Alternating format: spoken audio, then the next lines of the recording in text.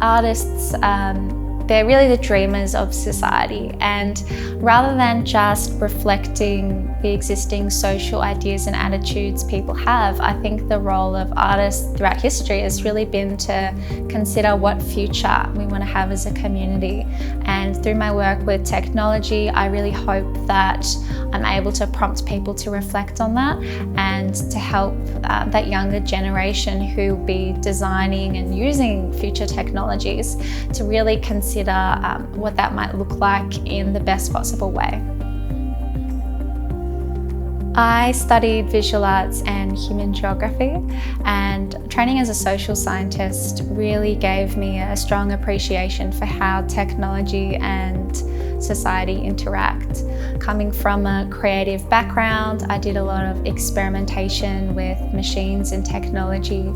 and I also spent quite a bit of time working in the engineering sector, from researching recycled plastic in roads to working on creative strategy for the Metro Tunnel project here in Melbourne.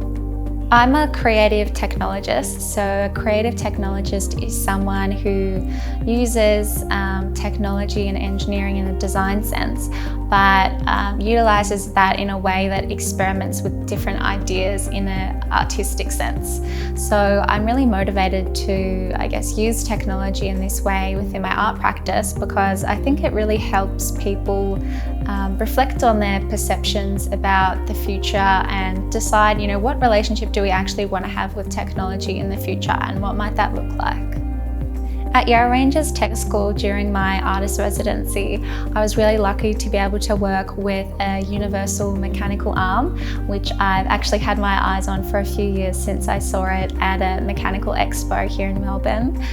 So as part of my project, I programmed it to interact with me and choreographed different skits that I recorded in videos and photographs. And I was also able to work with a drone, which I called my pet drone, in a few of the art pieces. So I was able to work from the studio here for about a month and really take a lot of snapshot experiments into connection with technology.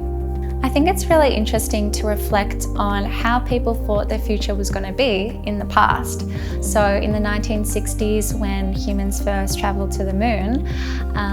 there was this kind of influx of creative energy through art, fashion, film and TV, where people were imagining, what is a future man or woman going to look like? What sort of things will they be doing, and how will their relationship with technology look? How will that be different? And we see, looking back at old sci-fi movies, some things have come true and some things are so absurd, it's just really funny to look back on. And I think, particularly with technology becoming such a big part of our lives and accelerating automation, there's a lot of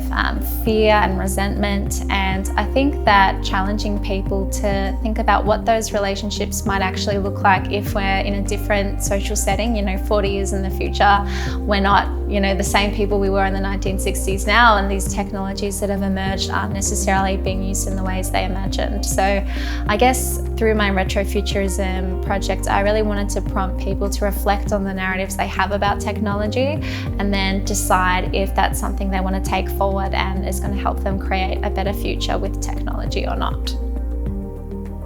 As an artist, it's really important to look at the world with glittering eyes, be curious about everything, try to find beauty in everything, and see if there's a way that you can share that with other people in a new way.